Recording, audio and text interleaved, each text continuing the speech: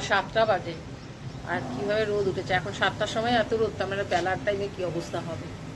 Good morning, welcome to our new blog. কেমন আছো সবাই? আশা করছি সবাই ভালো আছো, সুস্থ আছো, পজিটিভ আছো।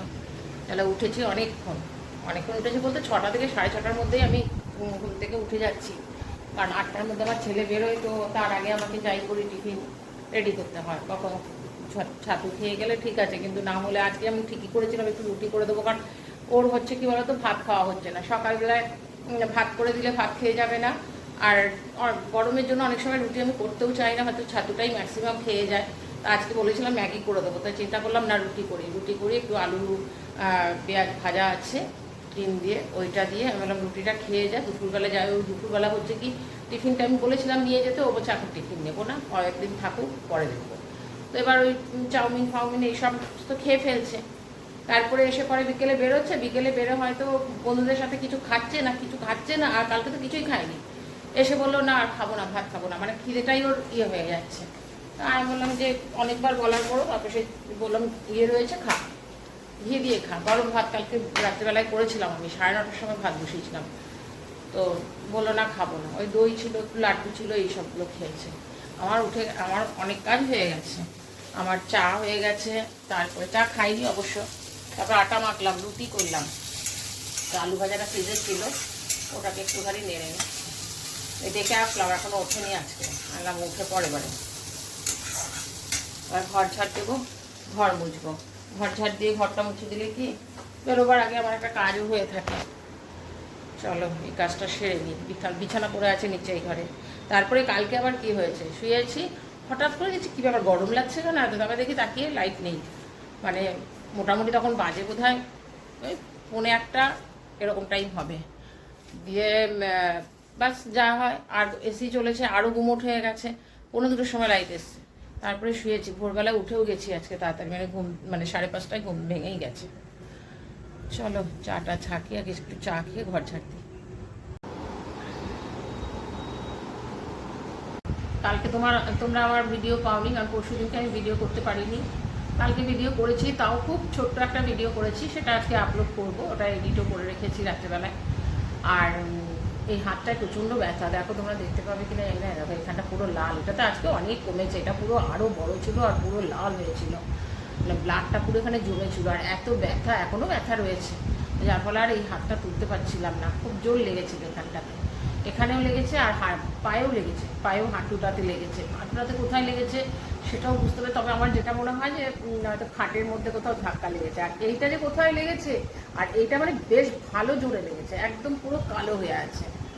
তো তারপরে কালকে একটুখানি করেছিলাম ভিডিও, তো আজকে ব্যথাটা কমেছে, কিন্তু এই জায়গাটা ছুলে পরে ব্যথাটা বেশি করছে।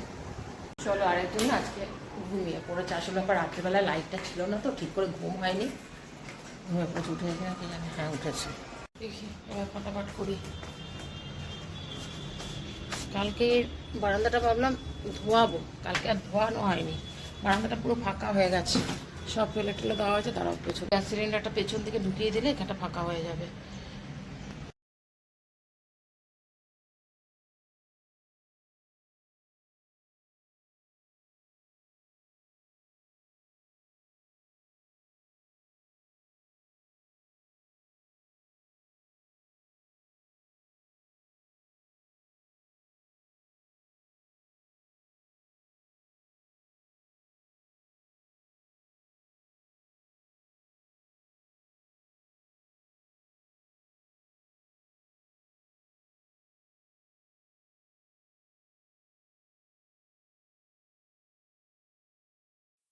আজকের লাঞ্চ হয়েছে টক ডাল, মাছ ভাজা আর আমের পাতলা করে ঝোল, চাটনি।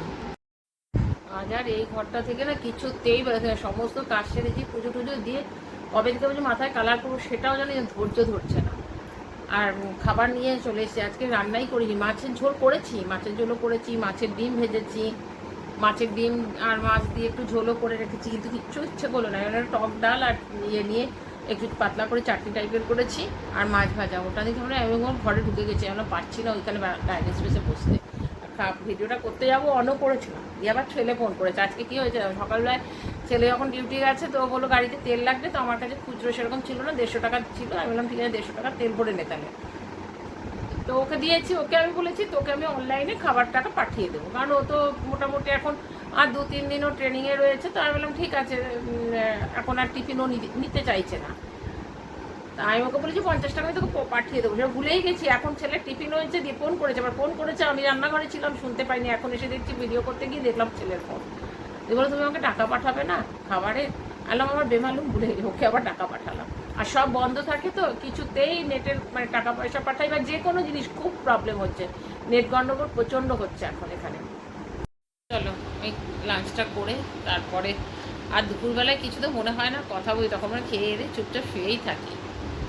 অনেকদিন পর ড্রেসিং টেবিলটা গুছালাম, কবে থেকে ভাবছি ড্রেসিং টেবিলটা গোছাবো। আর কতগুলো খালি বোতল ছিল সেগুলোকেও ফেললাম। আর বললাম এই ড্রেসিং প্রত্যেক দিনই ভাবছি, কিন্তু ইচ্ছে আর করে না, গরমের জন্য আর ইচ্ছে করে না। আজকে একা একা ছিলাম, ছেলেও বেরিয়েছে, ওর বাবাও উঠে গেছে। আমি বললাম না এই কাজগুলো করে, সেই কবে আজকে ননদের মেয়ে কবে বুক করে দিয়েছিল, সে কবে এসছে তোমাদেরকে দেখিয়েছিলাম, সেই প্যাকেটের মধ্যেই পড়ে রয়েছে। ওই যেগুলো দরকার পড়ছে ওখান থেকে নিয়ে ইউজ করছি। আজকে দেখলাম না ঠিকঠাক করে রাখি, যার ফলে পুরো গুছিয়ে গেছে। আর এখন ভালোই লাগে। আর এটাকে গোছালাম, এটাকে গোছালাম, এই দিকটাতে গুছিয়েছি। এখানটায় লিপস্টিকগুলো অনেকগুলো ফেলতে হবে, কারণ অনেকগুলো লিপস্টিক অনেক দিনের হয়ে গেছে, ওগুলোকে ফেলবো। ভেতরটা ধরিনি, ভেতরটা গোছাতে হবে। তারপর আবার এইটা গোছাবো, এটার অবস্থা খুব খারাপ হয়ে গেছে। এইটার অবস্থা আমার ছেলে খারাপ করে, নিজের জিনিসগুলো রাখবে এখানে, ওই তখন বার করবে, এমনভাবে বার করে তখন আবার এটাকে নষ্ট হয়। কালকে এই ভাবছি কাল পুরো ঘরটাকেই পরিষ্কার করবো সকালবেলায়। আর এখন বসবো ফাইল নিয়ে, কতগুলো ফাইল নিয়ে রয়েছে এখন হাসপাতালে, লাল ব্যাগটার মধ্যে প্লাস্টিকের মধ্যে সমস্ত রয়েছে। সেই ফাইলটা গেছে ছিঁড়ে, কবে ফাইল নিয়ে আসা হয়েছে, ঢোকানো হয়নি। আজকে ওই কাজটাও করবো। এখন ভাতটা বসিয়েছি, ভাতটা সকালের ভাতটা একটুখানি গরম করতে বসিয়েছি, রাইস কুকারে দিয়ে দিয়েছি। আর ছেলের জন্য একটু পাঁপড় ভাজবো আর ডিম ভাজবো। আর আমার তো মাছ আছে, ডাল আছে, যাই হোক কী দিয়ে খাবো দেখছি, ডালটা বার করতেই হবে, ডালটা দিয়ে ভাবছি খাবো। আর খালি জল খাচ্ছি, কতগুলো বোতল নিয়ে আসছি আর এখানেই খাচ্ছি, এখানেই খেতে। ফ্রিজের থেকে বোতল বার করা হচ্ছে, জল খাচ্ছি, হয়তো একটুখানি থেকে গেল আর সেটা থেকেই যাচ্ছে ফাঁকা বোতল। কতগুলো ভরতেও হবে, এখন আর ভরবো না, সকালে ভরবো। সকালে তো উঠতেই হবে, কারণ কালকেও ছেলে সকালে বেরোবে। ঠান্ডা বার করে নিয়ে গেছিলাম, একদম গরম হয়ে গেছে। খাবার দেবো, তোর ইয়ে কোথায় রে? হ্যাঁ ওখানে আছে প্রায়। বলছি যে এখন খাবি না, একটু পরে দেবো, পরে একটু বসি, কারণ আমি আজকে ইয়ে নিয়ে এসেছিলাম। ওইখানে আছে তোর, ওইখানে আছে। বিকালে ও ছেলে আসার পর খিদে পেয়েছিল, আমি না যে একটু চপ নিয়ে আসতো, অনেকদিন চপ খাই না, আজকে খুব ইচ্ছে করছিল চপ খেতে।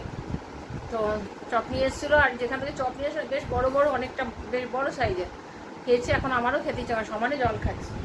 কটা বাজে? 9:45। পরে দেবো একটুখানি, একটু বসে নেব।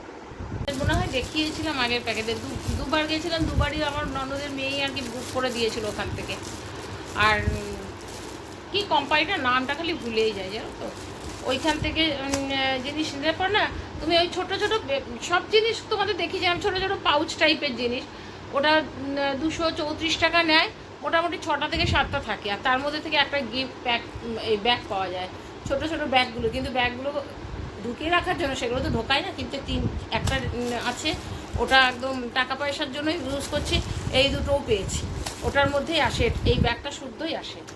আমার সেদিকে আমার আপন বলছে এই ব্যাগগুলো অনেক কাজের, বেশি তোমার কি বলবো, কার্ড ফার্ডগুলো মানে এটিএম কার্ড বলো বা যে কোনো কার্ডের বলো, সব রাখার জন্য ছোট ছোট ব্যাগগুলো খুব, আমার তো ভীষণ ভালো লাগে ছোট ছোট ব্যাগগুলো, বেশ ভালো। দুটোই অবশ্যই, দুটোই একটা কালো এসেছিলো, এই দুটোই অবশ্য একই রকম, অ্যাশ কালার নয়, পিঙ্ক কালার টাইপের একটুখানি।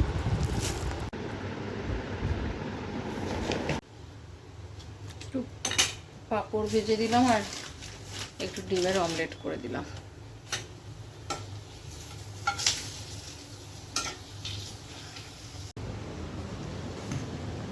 চলো, ছেলে ডাল আর ভাজা দিয়ে খেয়ে নেবে, আমিও ডাল আর মাছ ভাজা ডাল দিয়েই খাবো। আমার মাছের ঝোল খেতে একদম ইচ্ছে করছে না।